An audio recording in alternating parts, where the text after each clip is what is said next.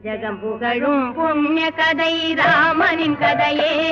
உங்கள் செவி குளிர பாடிடுவோம் கேளுங்கள் இதையே ஜகம் புகழும் புண்ணிய கதை ராமனின் கதையே